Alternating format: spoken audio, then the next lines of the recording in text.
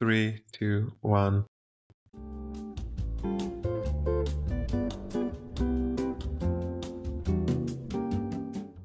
Hi, hello, and welcome to yet another expat. This is episode number 26 or 7. This is the mental state I'm in. And I just recorded a podcast that was not uploading because my setup is with a laptop closed in one room alone with a hotspot on my phone for recording. So this is the best I can do. I've had 1 hour of sleep last night and 8 hours in total in the last 3 days. And of course, this is not your problem. This is my problem. Like this great teacher I had, she was teaching us English back in half a lifetime ago and more. And she used to say, "Don't make your problems my problems." Really good line. I use it too. And I get it. We have an agreement. New week, new podcast. So this is on me. I've been very busy. What I've been doing, I'm sure you are wondering, but I've been to Greece for a week trying to put a lot of loose ends and pack a lot of things back for Berlin and fight bureaucracy and even do some repairs. And this is the new me, the DIY Hermes. I will tell you a little bit about that later, but just know that I've never touched anything with my hands in this life. All the skills I have, as you may have understood from the incredible quality of this podcast, come exclusively from my brain. It brings a lot of things, including sarcasm, and this will be a manifestation of it with 1 hour of sleep. So, thank you for bearing that, and let's try to record a podcast episode together. Did you know that 37% of the listeners of this podcast come from Germany? Germany is a number one place. Hallo, guten Abend. My name is Hermes. And number two is Greece with 23%. So, καλησπέρα Λάνια μου, τι κάνετε, πώς είστε, σας ευχαριστώ που συντονιστήκατε, ελπίζω να περάσετε καλά. And number three is the United States at 13%. Unsure who's listening from the US, to be honest. Probably people who think that yet another expat is an podcast about expats. My keywords are fooling people into this weird mess I'm downloading from my head and uploading from my computer every week. And then it's Denmark, Sweden, love the Nordics, and Netherlands, UK, and Portugal to follow. And then less than 1% coming from places like Canada, Japan, China, Egypt, South Korea, Iceland. Love Iceland. I love all the places, but I think it's probably a VPN that is doing this work. I know some listeners who are trying to avoid state censorship. 80% is on Spotify. Most people are on Spotify. Apple Podcast, 7%. And then some people listen to me from a cast box. I have no idea what a cast box is. I guess it's an app. Thank you, Castbox friends. And then comes Amazon Music.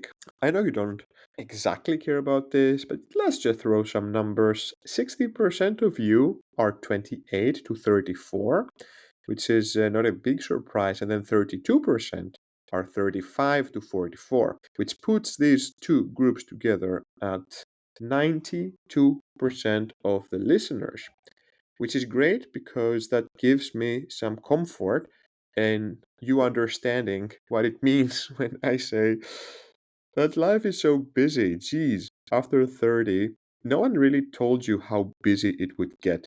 I think the closest thing I've had to a disclaimer is some Instagram reels that show, yeah, millennials in their 30s, but this came too late. You don't know when you're younger, and I think it only brings more. So, you know what?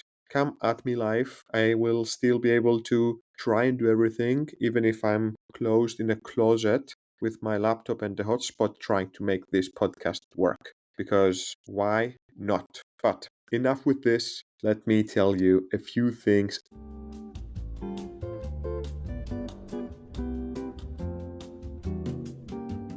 I will share with you a story.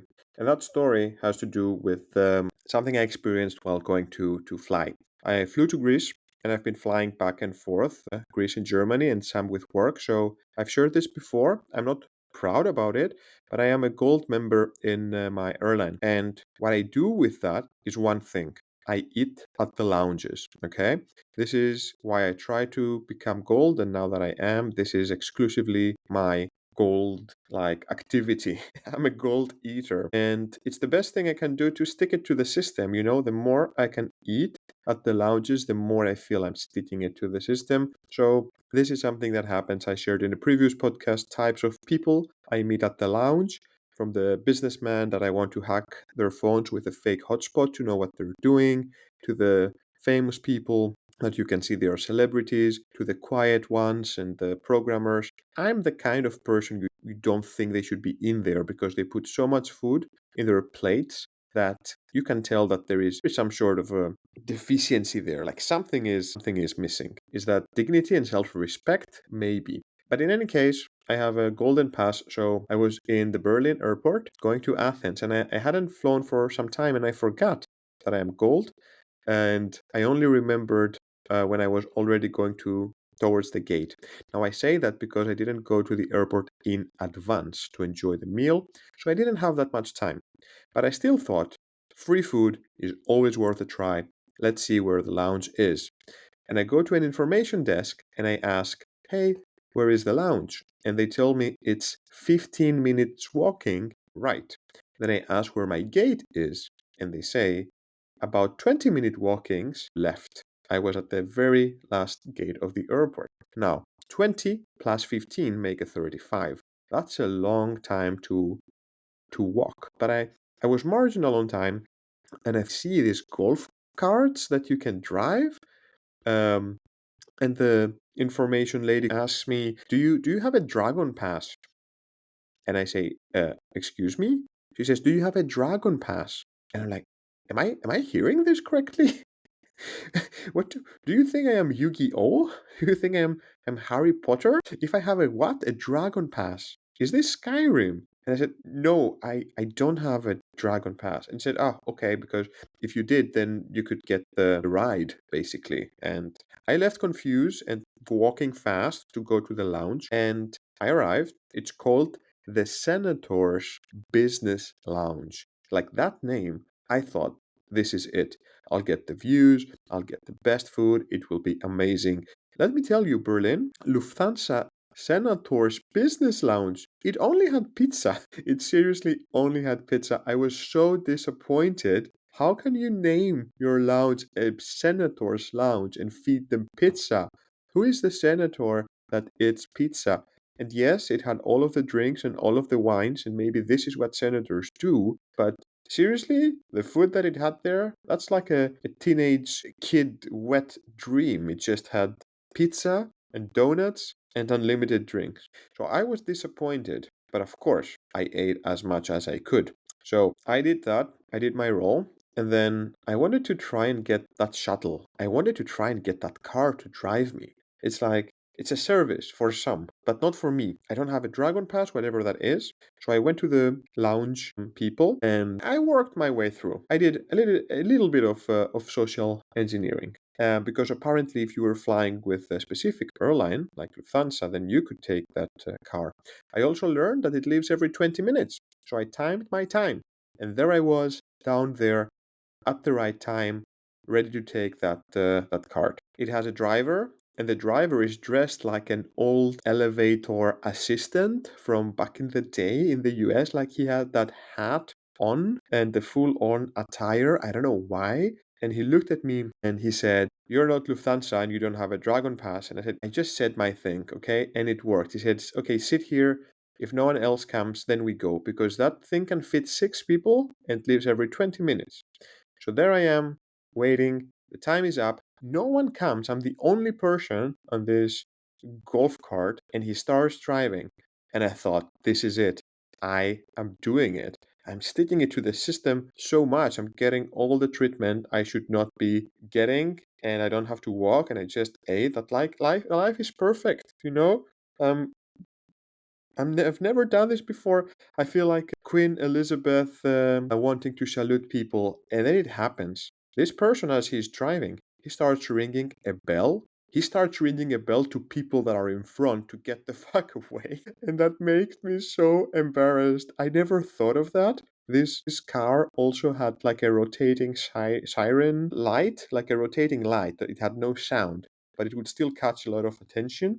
So there he was driving, and this is a long drive we had to do, ringing that bell every time someone was in front, and everyone would turn around and look at me. And I was the only person in that car, and I look I'm young. I mean, young, you know what I mean. I look able. I'm like, why is this one person sitting here? So the driver is driving through doors, taking turns, and every time ringing the bell the whole fucking time.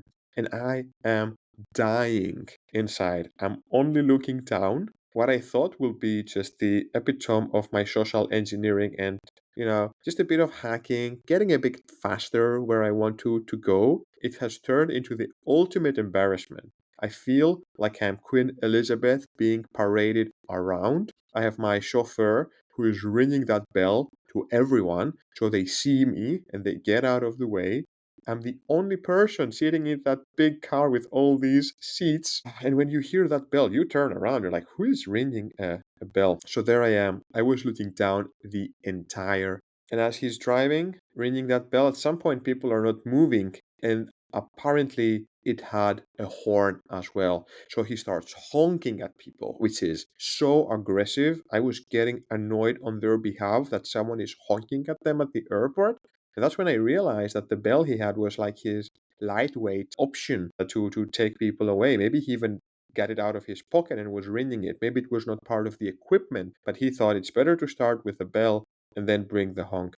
So there it was, driving left or right, orange light rotating around. It was like a video game. I was dying of embarrassment, and we had to drive the entire bloody airport. I went the other way, all the way from, rich and fame and feeling like I'm swinging it to wanting to die inside, wanting to hide and bury my head in my shirt. I was literally considering faking a disability when I arrived and he dropped me down because it just made so little sense that someone like me can be driven around at the airport honking to people to just get away. So this was my very, very embarrassing experience. I don't know what I was thinking. I didn't have a dragon pass, and maybe at the end of the day, maybe I don't deserve one. So this is my airport story. Now what?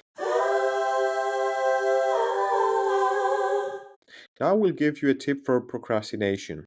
It's a weird one. If you're procrastinating a lot, if you need to get yourself to do something and you cannot get yourself to do that something, there is a nice little trick. Maybe I've shared it in previous podcasts. Maybe I'll get Alzheimer's and these podcasts will start repeating themselves. But here's a little procrastination trick to get you in. Let's say you sit at the computer, you need to do something, and then the distraction hits. You say, okay, maybe I just clean a bit around, I do whatever it is that you want to do. The trick is to reset your brain chemistry. So your brain wants to get the kick of dopamine. It's like, oh, you want me to do work, but work takes too long to give us the satisfaction. How about we do whatever it is? How about we do X? How about we call this person? How about we reply this message? So here's the trick. Every time you have an impulse to not do the thing you want to do, you put a chair in the middle of the room and you go sit on that chair and do nothing. This is the trick. You just, if you don't feel like doing what you have to do, go sit in the nothing chair. What will happen is that by doing nothing, your brain will get so bored that eventually it will have to do something. And very often, what your brain will accept to do will be the thing you want to do. So, by resetting your reward center, you're not giving any rewards to that hungry little asking creature up there. You just say, nope, here we are at the chair, just get nothing. Then it compromises and says, you know what? That thing we didn't want to do, how about we give it a try? I think it would give us the kick. So there it is, a chair in the middle of your place, waiting for you to sit and do nothing until you do the thing you need to do. Thank you very much. Let's move on to another topic. I will throw a small one and say that I did some DIY projects in Greece and I just love it. I love being able to destroy something that is mine and learn from it. I like owning the process, because if it doesn't work, then I just ruined it. But I have no one that will see it. That has been fun. And then just Googling. If you ask the right questions, you can get a methodology to do a lot of things. And I don't know where I'm going with this, but just seeing something physical, putting something together in your hands, that gives such a good kick.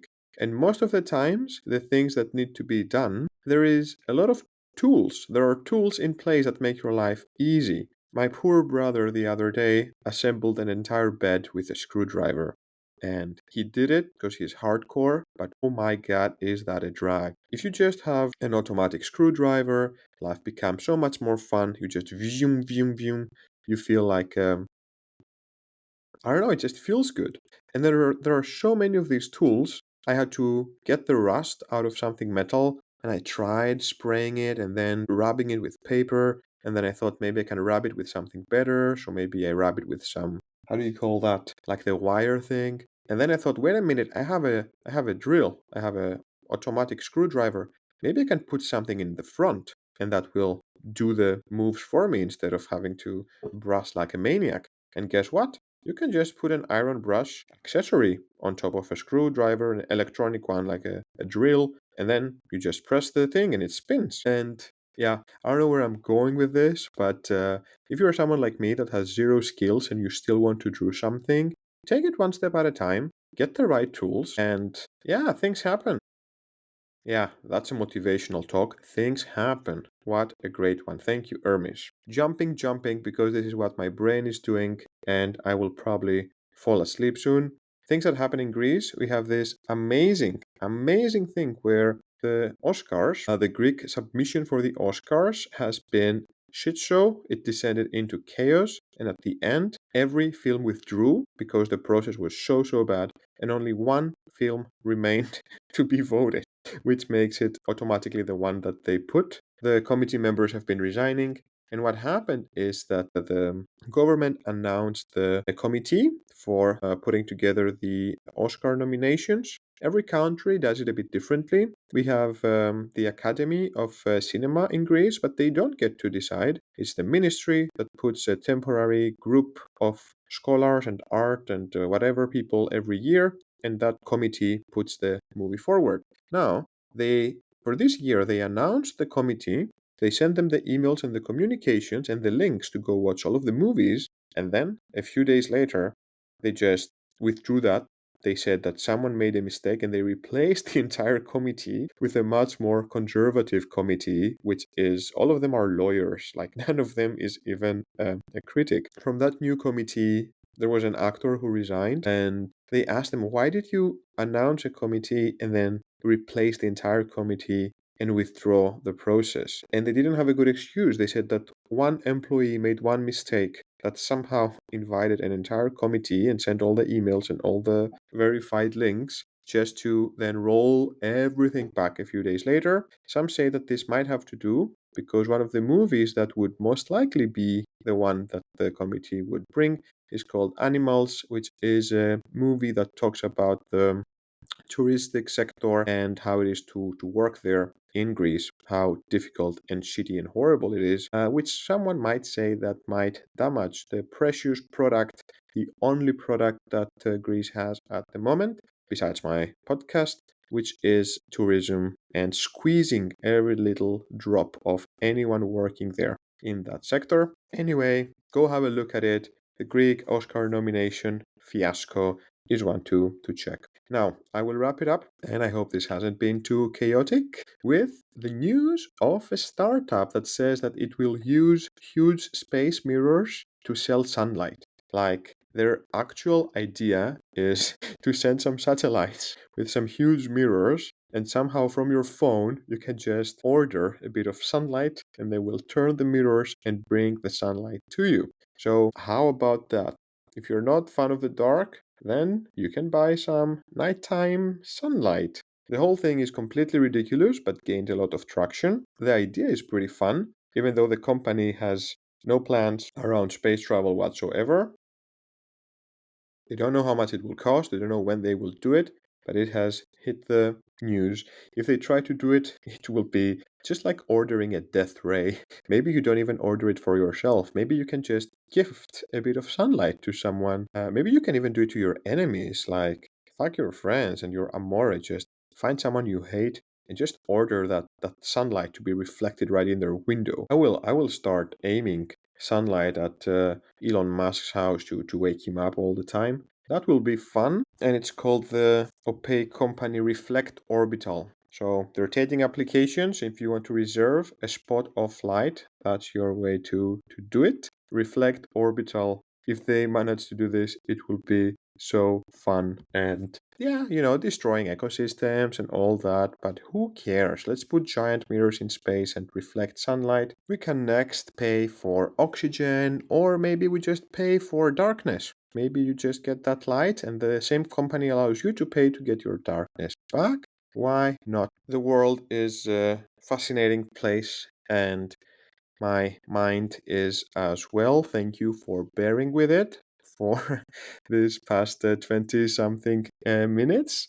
I will try to keep them coming. Sorry for the quality today. It's actually a Hercules Athlos that we made it through and it's uploading. Thank you, phone. Thank you, hotspot. Thank all of you for staying. This was this week's Yet Another Expat. If you're in Berlin, go watch the Giant Kite Festival in Tempelhof. You have just a few days. It's on the weekend, so don't miss it. For everyone else, have a great one. See you next week.